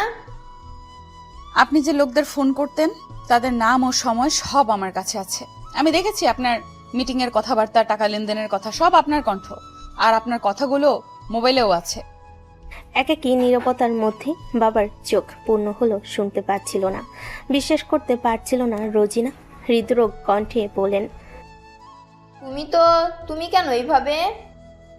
তুলি ঠেসে টেবিল থেকে ফাইল বের করলো, কিছু ছবি, কিন্তু পেমেন্ট, মেসেজের স্ক্রিনশট আর খালার কণ্ঠের পূর্ণ রেকর্ড সব সাজিয়ে ফেলে দিল সামনে। সবাই চেয়ে চুপ। ঈশান কণ্ঠে মাত্র এক এক রকম। এগুলো কি? সবকিছু ঠিক জায়গায় থাকলে সত্য বেরিয়ে আসে। আপনি যদি সত্যি ভাবেন আমি এখানে থাকার মতো নই, তাহলে আইন আছে, লোক আছে, কিন্তু সৎ পথে। আপনি যেভাবে ছলচাতুরি করেছেন তা আজ সবার সামনে। আমি কোনো ভুল করিনি। আপনি মিথ্যা অপবাদ দিয়েছেন, আমার খালাকে ঘরে ফিরতে বাধা দিয়েছেন, আর এখন এই সংসারের শান্তি নষ্ট করার ষড়যন্ত্র করছেন। সবকিছু আমার কাছে আছে, আমি পিছু হটবো না। ঘরে সচকিত নীরবতা। বাবা যিনি চত্বরের বাইরে করার সিদ্ধান্ত নিতেন, সে ধীরে উঠে দাঁড়িয়ে রোজিনার দিকে বললেন, তুলি কি বলছে? এটা কি সত্যি? রোজিনা কান্নায় ভেঙে পড়ল, দম ফেলল, কিন্তু কথার জবাব না পেয়ে সে হাঁ করে তাকালো। তুলি তখন তার খালাকে সামনে নিয়ে আসলো। খালাও তখন কাঁদতে কাঁদতে এলো। তিনি সাহস করে বলেন, আমি সব বলেছি তুলিকে, সব। রোজিনা কিভাবে আমাকে মিথ্যা অপবাদ দিয়ে বাড়ি থেকে তাড়িয়ে দিচ্ছে, আমাকে খুন পর্যন্ত করতে চাইছে, তাই আমি নিজেকে আত্মগোপন করে রাখছিলাম। আমি কি ভুল করেছি? এখন কাজটা আমরা নিজে করব না, আইন আছে, আপনার কাছে সময় আছে। আপনি চাইলে আমি পুলিশের মাধ্যমে সব প্রমাণ জমা করে দেব। বাবা গম্ভীর চেহারায় মাথা নত করলেন। তুলির সাহস, সুচিন্তিত কাগজ ও স্বাক্ষর সব মিলিয়ে তাকে এক মুহূর্তে ভাবতে বাধ্য করলো। রোজিনা কালো চোখ নামিয়ে নিয়ে গিয়ে বললেন, আমার ভুল হয়ে গেছে, ক্ষমা করে দাও। রোজিনার কথা কেউ শুনল না, তাকে পুলিশে ধরিয়ে দেওয়া হলো। বাড়ির লোকেদের মাঝে সন্দেহের ছায়া। বাবা শান্তভাবে তুলির দিকে তাকিয়ে বলেন, তুলি, তুমি যদি চাও আমার কথাটা বাইরে নিয়ে যেতে পারি না, কিন্তু তুমি এখানে থাকো। আমার ভুল থাকলে আমি ঠিক করব। বাবা, আমি চাই এই বাড়িটা শান্তিতে থাকুক, কিন্তু কেউ অন্যায় করবে তা আমি সহ্য করব না। তুমি সত্যি শক্তিশালী। আমি ভুল বুঝেছি। ভুল বোঝার জায়গা সবাই পারে, তবে ভুল ঠিক করা বড় ব্যাপার। ভোরের আলোটা ঘর জুড়ে ঢুকে পড়েছে। নরম হাওয়া জানালা পর্দা দোলাচ্ছে আলতো করে। রান্নাঘর থেকে ভেসে আসছে মিষ্টি গন্ধ আর মিষ্টি চায়ের সুবাস। ঈশান ঘুম চোখে দরজার ফাঁক দিয়ে তাকিয়ে দেখলো তুলে অ্যাপ্রন পরে, চুল বাঁধা, হাতে চামচ নিয়ে ব্যস্ত হয়ে কাজ করছে। তার পাশে এক বৃদ্ধা, চুলে পাক ধরা, মুখে মায়ের ছাপ। ঈশানের নিজের মা সুমিত্রা, কিন্তু আজকের দৃশ্যটা একদম আলাদা। সুমিত্রা যখন কাজের হাড়িটা তুলতে যাচ্ছিল তখন তুলি তার হাত ধরে থামালো। খালা, আপনি বসুন না, আমি করছি সব, আপনি আর হাত দেবেন না কাজে। না মা, আমি না করলে কেমন লাগে? ছোটবেলা থেকে তো রান্নাঘরেই জীবন কেটেছে, হাত খালি রাখতে মন চায় না। তুলি চামচ নামিয়ে তার কাছে গিয়ে দু হাত ধরে বলল, খালা, সারা জীবন তো কষ্ট করেছেন, আপনার হাতের দাগই প্রমাণ আপনি কতটা লড়েছেন। এখন বাকিটা জীবন সুখে কাটান। আমি আছি না, আমি সব করব। সুমিত্রা মৃদু অবাক চোখে তাকালেন। যে মেয়েটাকে একসময় শুধু বোনের মেয়ে হিসাবে চিনতেন, আজ সে যেন মেয়ে হয়ে উঠেছে। তুই এমন বলিস কেন মা? আমার তো কোনো মেয়ে ছিল না, আজ মনে হচ্ছে সত্যি একটা মেয়ে পেয়েছি। তাহলে আমিও তো ভাগ্যবতী খালা, এমন মা পেয়েছি। আপনি শুধু পাশে থাকবেন, আমি রান্না, কাপড়, ঘর সব সামলে নেব। আপনি বসে বসে চা খাবেন, আমার গল্প শুনবেন। এই কথাগুলো বলি তুলি মজার ছলে খালার সামনে চায়ের কাপ ধরিয়ে দিল। এই নিন, আজ আমি বানিয়েছি, ভালো না লাগলে বকা দেবেন, কিন্তু কাজ করবেন না। তুই তো আমার ছেলেকেও হার মানিয়ে দিবি মনে হয়। ঈশান কখনো এভাবে খেয়াল রাখে না। ও তো ছেলে, আমি মেয়ে, আমি জানি মায়ের কষ্ট কতটা, তাই না খালা? ঠিক তখনই দরজার ফাঁক দিয়ে ঈশান সবকিছু দেখছিল। তার মুখে এক অদ্ভুত প্রশান্তি। সে ভাবছিল, যে মেয়েটাকে আমি একসময় ভুল বুঝেছিলাম, সে আজ আমার মাকে নিজের মায়ের মতো আগলে রাখছে। আমি কি তবে সত্যিই ভাগ্যবান? মা, আপনি আবার কাজ করছেন কেন? তুলি তো বলেছিল আপনাকে কিছু করতে দেবে না। তোর বউ তো একদম পাগল, আমার হাত থেকে হাঁড়িটা ছিনিয়ে নিচ্ছিল। বলছে আপনি খালা, আমি চাকরানি নই। এখন আমি বসে বসে আদেশ খাচ্ছি। এই তো আবার শুরু হলো। আমি শুধু চাই আপনি একটু আরাম করুন। এত কষ্ট করেছেন জীবনে, এখন একটু সুখভোগ করুন না। ঈশান চুপ করে তাকিয়ে রইল। তুলির মুখে কেমন যেন আলো ছড়িয়ে পড়েছে। মমতা, স্নেহ, ভালোবাসায় ঈশান ধীরে ধীরে বলল, তুমি জানো তুলি, মা ছোটবেলায় অনেক কষ্ট করে আমাকে মানুষ করেছেন। আমি কোনোদিন ভাবিনি কেউ তাকে এতটা সম্মান দেবে। যে মানুষ অন্যের মাকে ভালোবাসতে পারে সেই তো সত্যিকারের মানুষ, তাই না? তোমরা দুজন সুখে থাকো বাবা। তোমাদের দেখে এখন আমার মনে হয় এই ঘর আবার আলো ফিরে পেয়েছে। তুমি জানো মা, আমি এখন বুঝি সুখ কাকে বলে। তুলি শুধু আমার স্ত্রী না, সে এই বাড়ির আশীর্বাদ। আচ্ছা, এখন এত আবেগী কথা বাদ দিন। নাস্তা ঠান্ডা হয়ে যাবে কিন্তু। খালা আপনি বসুন, আমি পরিবেশন করি। তুই না থাকলে এই ঘরে হাসি ফিরতো না মা। আমি তোমাকে কথা দিয়েছিলাম আমি যেন তোমার ভাইকে আগলে রাখি, কিন্তু এখন বুঝি শুধু ও নয়, আপনাকেও আগলে রাখবো। ঈশান চুপচাপ তাকিয়ে থাকলো। এই মেয়েটার সরলতা, ভালোবাসা আর মমতার সামনে তার সব অভিমান গেল গলে। চুলার আগুনে হাঁড়ির জল ফুটছে, কিন্তু ঘরের ভেতরে আজ অন্য এক উষ্ণতা ছড়িয়ে পড়েছে। একটা মেয়ের ভালোবাসায় নতুন গড়া সম্পর্কের উষ্ণতা। বিকেলে নরম আলো ঘরের জানালা বেয়ে ঢুকছে। তুলি তখন রান্নাঘরে দাঁড়িয়ে চুলায় ভাত বসাচ্ছে, মুখে হালকা একটা গান। এদিকে ঈশান সোফায় বসে ফোন স্ক্রল করছে। ঠিক তখনই মোবাইলটা কে পড়লো। স্ক্রিনে ভেসে উঠলো নামটা, নীলা। ঈশানের বুকের ভেতর কেমন একটা ঝড় বইয়ে গেল। সে একবার তুলির দিকে তাকালো, তারপর ধীরে ধীরে বারান্দায় চলে গেল। ফোনের ওপাশ থেকে নীলার কণ্ঠ কাঁপছে। ঈশান, একবার দেখা করো না প্লিজ, তোমাকে ছাড়া থাকতে পারছি না। নীলা, তুমি এখন এসব বলো না। আমি তো তোমাকে আগেই বলেছিলাম আমার এখন তুলির সঙ্গে সংসার করতে হবে। সবকিছু শেষ হয়ে গেছে। না, শেষ হয়নি। তোমার চোখে আমি এখনো সেই জায়গাটা দেখি যেটা একদিন আমার ছিল। তুমি কি ভুলে গেছো আমরা কত স্বপ্ন দেখেছিলাম একসাথে? ঈশান চুপ করে থাকে, চোখের সামনে তুলের হাসি, কিন্তু কানে বাজছে নীলার কণ্ঠ। নীলা আবার বলে, একবার দেখা করো জান, না হলে আমি বাঁচবো না, আমি মরে যাব। প্লিজ নীলা, এমন কথা বলো না। আমি তোমার কাছে আসবো, একবারই দেখা করব, ঠিক আছে? ফোনটা কেটে দিতে তার বুকটা ভারী হয়ে গেল। ভেতরে এক ধরনের অপরাধ বোধ, কিন্তু কোনো একরাশ টান। ঠিক তখনই পেছন থেকে তুলির কণ্ঠ, তুমি কার সঙ্গে কথা বলছিলে ঈশান? আরে কিছু না, এক সিনিয়র, একটু কাজের ব্যাপার ছিল। এই তো, এখন কাজের ফোনও গোপনে রাখতে হয়? তুমি আবার সন্দেহ করছো? আমি একটু কাজের জন্যই যাচ্ছি বাইরে, বেশি দেরি করব না। ঠিক আছে, তবে সাবধানে যেও, আমি নাস্তা গরম রাখবো, ফিরে খেও। ঈশান হাসি দিল, কিন্তু সে হাসির ভেতরে একরাশ গোপন আতঙ্ক। বারান্দা পেরিয়ে যখন বাইরে বেরোলো, নিজের মনে পড়ল, একটা দেখা করলেই শেষ। আমি নীলাকে বোঝাবো সব শেষ হয়ে গেছে। কিন্তু কে জানতো এই একটা দেখা হবে তাদের জীবনে নতুন অধ্যায়।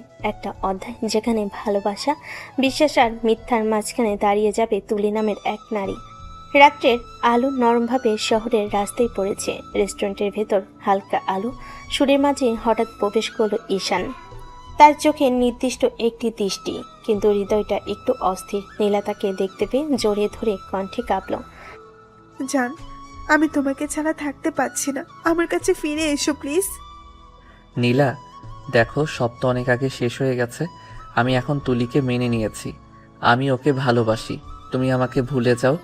আমি চাই তুমি কষ্ট পেও না। কিন্তু আমি চাই তোমাকে জান। আমি এখন শুধুই তুলির সঙ্গে আছি। সবকিছু শেষ হয়েছে, আমি আর কিছু করতে পারি না। তিনি চেষ্টা করলো নীলাকে বোঝাতে, যতটা সম্ভব শান্ত ও সাবলীল ভাবে। কিন্তু রেস্টুরেন্টের কোণে কেউ ছবি তুলছে। হঠাৎ চেয়ার, লাইট, ফ্রেম সব মিলে ফ্ল্যাশ। ঈশান আর নীলার ছবি তুলে চলে গেল।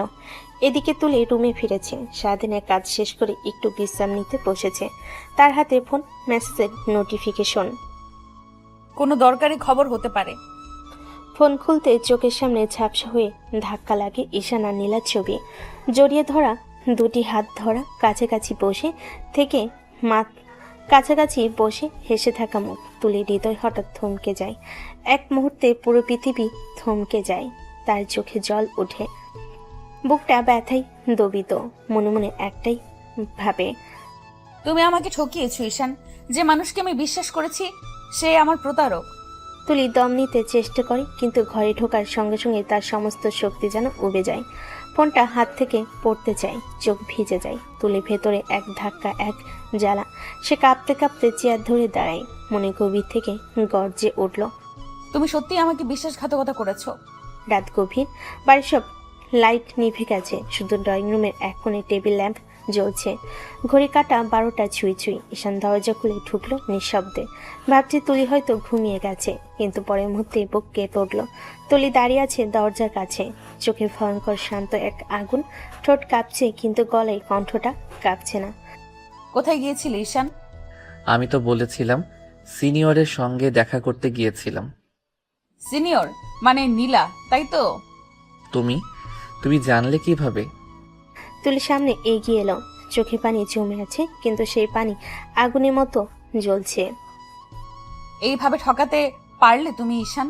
আমি তোমাকে এতটা বিশ্বাস করেছিলাম, এতটা ভালোবেসেছিলাম, আর তুমি আমার সেই ভালোবাসার প্রতিদান দিলে এইভাবে? তুলি শোনো, তুমি ভুল বুঝছো জান। ওইভাবে কিছুই হয়নি। আমি শুধু... কোনটা ভুল ঈশান? তুমি যে নীলাকে জড়িয়ে ধরেছো সেটা ভুল, না তুমি যে ওর হাত ধরে গল্প করছো সেটা ভুল? কোনটা বলবে তুমি? কোনটা পরিস্থিতি? তুমি বুঝতে পারছো না। নীলা আমাকে জোর করে ডেকেছিল। আমি না গেলেও বলেছিল নিজেকে শেষ করে ফেলবে। আমি কেবল ওকে বোঝাতে গিয়েছিলাম। বিশ্বাস করো, আমি কিছু ভুল করিনি। হ্যাঁ আমি বুঝি, পরিস্থিতির জন্যই না? পরিস্থিতির জন্যই তুমি একজন মেয়ের পাশে গিয়ে বসলে, পরিস্থিতির জন্যই তুমি ওর হাত ধরলে, আর পরিস্থিতির জন্যই তুমি আমাকে এক মুহূর্তের জন্য ভুলে গেলে। না তুলি, আমি তোমাকে ভুলিনি। আমি এখনো তোমাকেই ভালোবাসি।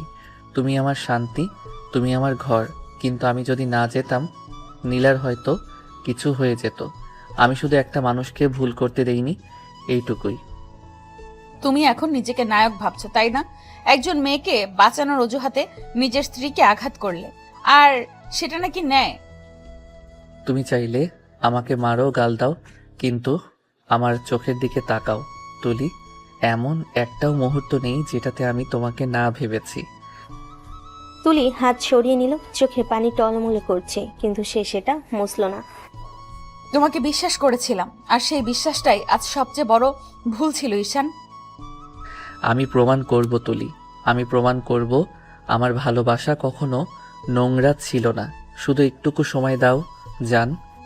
তুলি পেছন ফিরে চলে যায় নিজের রুমে। দরজা বন্ধ হয় ধীরে ধীরে, কিন্তু সেই শব্দটা ঈশানের বুক ভেদ করে ঢুকে যায়।